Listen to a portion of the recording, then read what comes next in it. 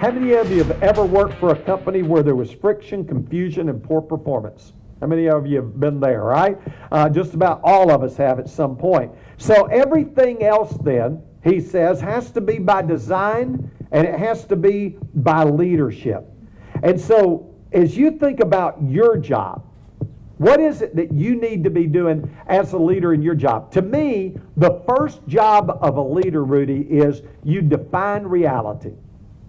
You define the reality. Not what you want it to be, not what you think it could be, but I think you have to define reality. What is your reality right now? What is your reality when you look at what you're doing in your job at the level that you are doing it? At what level are you performing? If you were ranking yourself on a scale of 1 to 10, where would you put yourself?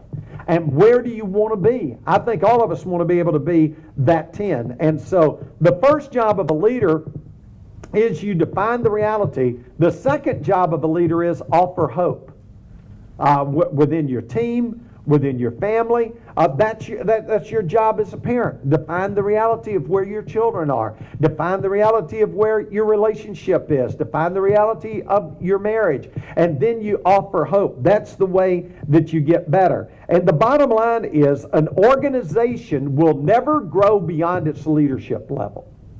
So one of the guys that Zig Ziglar introduced me to many years ago and became one of my very, very best friends on the planet is a guy named John Maxwell.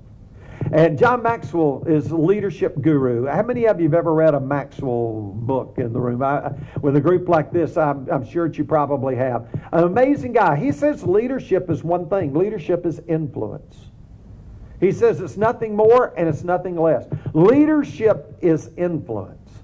And every one of us in this room have our degree of leadership. And if you want to know the temperature of any organization, all you have to do is stick the thermometer in the mouth of the leader. That's why getting to know Rudy, getting to sit back and to hear him talk about how he wants to grow as a leader, because he wants to make sure his organization is growing in those areas. And anytime you're trying to do that, by the way, you're going to have to make some changes, right? No one in this room hardly, it doesn't look like, is a baby boomer other than me. I'm looking around thinking, yeah, there's not any baby boomers in here. But I used to have this thing in my car called an 8-track tape player. And it was really cool, y'all. It really was. But you don't want to be an 8-track tape player in an MP3 downloading world. Just telling you. You do not, and listen to me really careful here, you do not want to be the expert in what used to work, right? There's not a big demand for those people. Hey, let's call Joe because, Joe used to be an expert and it used to work years ago. Listen, the world is changing. The average age of a realtor in America is 58 years old. That's the average age, 58 years old. The average person they're selling to is in their early 30s to mid-30s.